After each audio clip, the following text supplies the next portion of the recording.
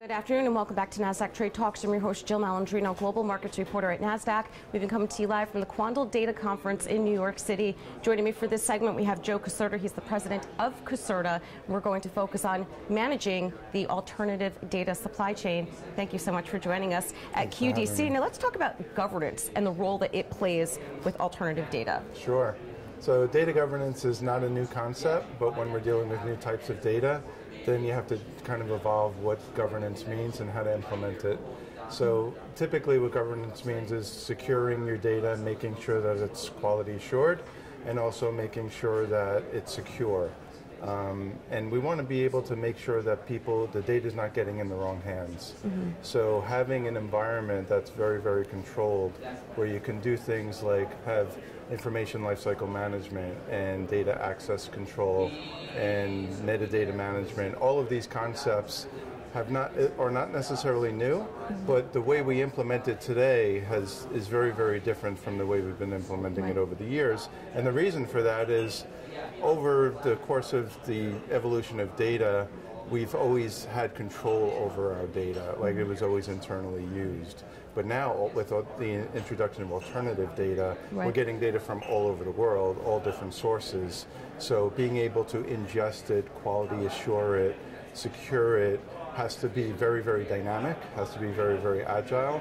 You need to be able to allow people to do data exploration and data discovery without getting in trouble. All right, well, what about the evolving landscape, the architecture of alternative data, and with the cloud as well? What are some tips with navigating that? Yeah, so without the cloud, it's very, very, very difficult. The thing that the cloud enables is the new concept called infrastructure as code.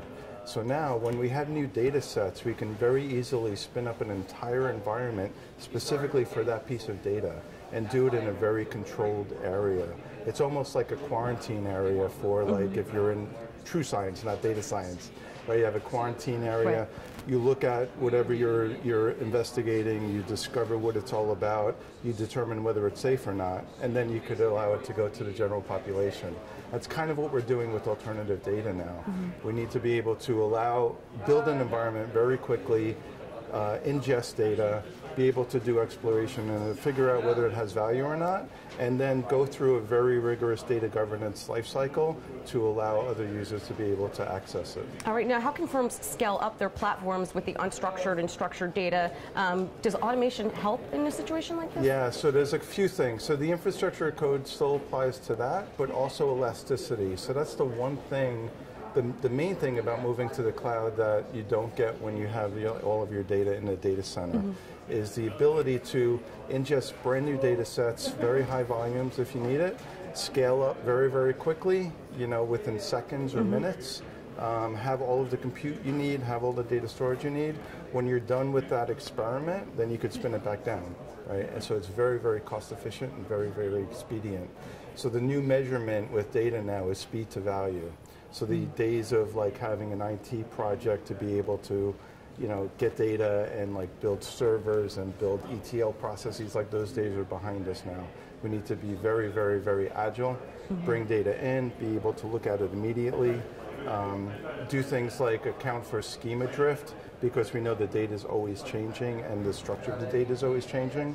So being on the cloud, being able to be elastic and being able to be flexible with your data is like the most critical thing for speed to value. Now what about talent? What kind of talent are you looking for to get these projects off the ground? Yeah, so talent, data is still data.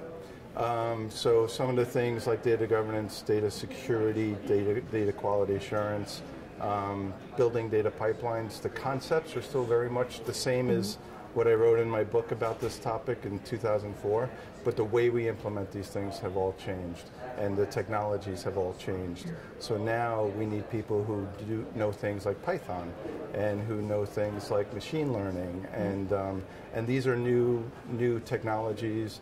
Some new roles. We have data engineers now versus developers, and we have data scientists versus analysts, and so the evolution of data and the people around the evolution of data are also evolving. Oh, it's going to be so cool to see what happens over the next 5, 10 years and beyond. Thank you so much. Yeah, sure, my pleasure. All right, and thank you for joining me throughout the day. I'm Jill Malandrino, Global Markets Reporter at Nasdaq.